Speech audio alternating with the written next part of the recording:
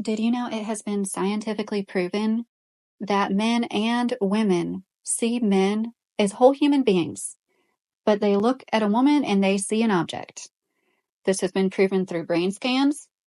Men and women looking at a man use global processing, meaning they're taking in many different aspects of this unique individual and seeing them as a human being. When men and women look at women, they use local processing, what we all use when we see an object. And it's no wonder. And the influence of media, zeroing in on body parts, focusing on body parts, we're all seeing each other as literal objects.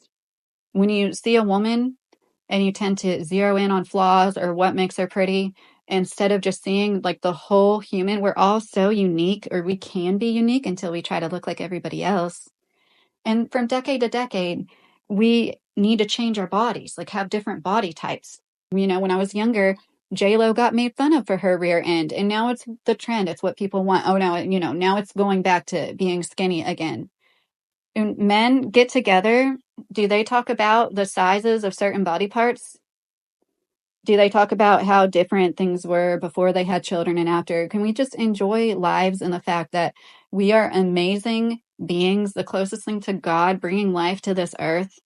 And it is a huge blessing to be a part of that if that's what you want. But instead, we're all chasing after some idealized image of beauty that most people will never be able to ascertain or let alone maintain, because you can't just get to that level. You have to maintain it and spend tens of thousands of dollars a year. People are ruining their teeth, getting veneers.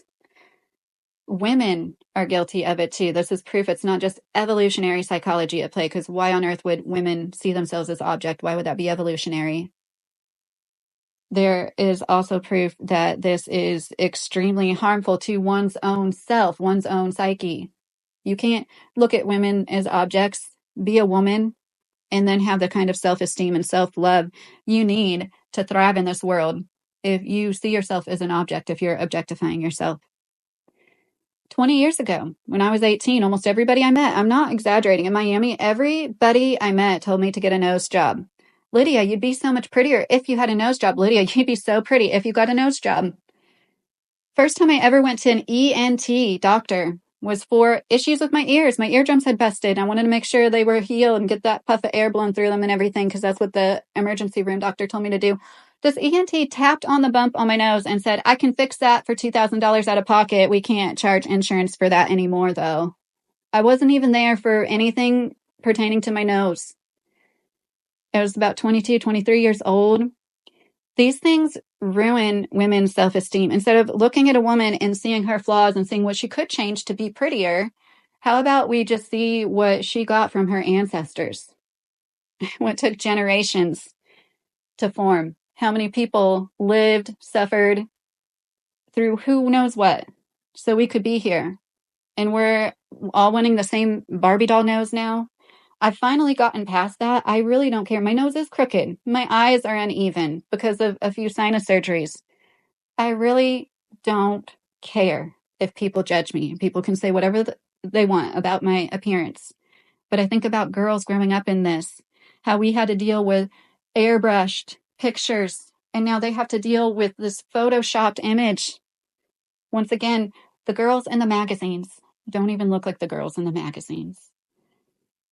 I hope this reaches some people that it should, because this can be undone. The fact that media did this to us, it's something we can undo to ourselves and start treating people as whole human beings. And if women were dehumanized a little less, I think there'd be less pregnant women passing away at the hands of the men that got them pregnant. There'd be less women filing for divorce. There'd be a whole lot better of a society if we could all stop objectifying women. We're all here. We're all humans trying to survive.